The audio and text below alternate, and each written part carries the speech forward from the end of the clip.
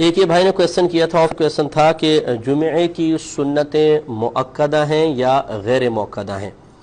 دیکھیں اس سلسلے میں اصول اچھی طرح یاد رکھیے گا کہ عصر سے پہلے کی 4 اور عشاء سے پہلے کی 4 سنتیں یہ غیر مؤکدہ ہوتی ہیں، باقی سب جتنی بھی سنتیں ہیں ساری کی ساری مؤکدہ ہیں، جیسے فجر سے پہلے کی 2، ظہر سے پہلے کی 4، پھر ظہر کے بعد 2، پھر مغرب کے بعد 2، پھر عشاء کے بعد 2۔ اس کے علاوہ جمعے کی تمام سنتیں مؤکدہ ہیں،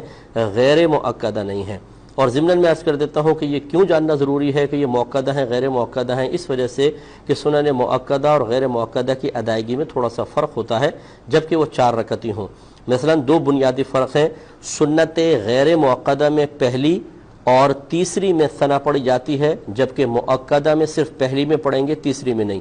اور غیر مؤکدہ میں 2 کے بعد جب بیٹھیں گے تو التحیات کے بعد درود شریف پڑھنا سنت ہے، دعا بھی ملا لیں تو کوئی حرج نہیں، جبکہ سنت مؤکدہ بالکل فرض کی طرح ہوتی ہے کہ 2 رکعت کے بعد صرف آپ تشہد پڑھیں گے۔ اگر آپ نے اس کے آگے ایک بھی جملہ بنا لیا، یعنی اللہم صلی علی محمد یا اللہم صلی علی سیدنا، یہ پورا ایک جملہ بن گیا، سینٹنس بن گیا ہے، تو سجدہ صاحب واجب ہو جائے گا۔ تو یہ 2 بنیادی فرق ہیں۔ دوسرے نے اس کے ساتھ یہ پوچھا تھا کہ جمعے کی جب ہم نماز ادا کر رہے ہوں تو سنتوں میں جمعے کی نیت کریں گے یا ظہر کی نیت کریں گے؟ دیکھیں یہ بھی ایک عوامی غلطی ہے کہ جب آپ جمعہ پڑھ رہے ہوتے ہیں تو سارے رکعتیں جمعے کی ہیں، اب ظہر کا یہاں کوئی تعلق نہیں ہے، لہٰذا پہلے کی 4، پھر جمعے کی 2 فرض، پھر 4 سنت، پھر 2 سنت، 2 نفل، سب میں آپ کو جمعے کی نیت کرنی ہے، ظہر کی نیت نہیں کرنی ہے۔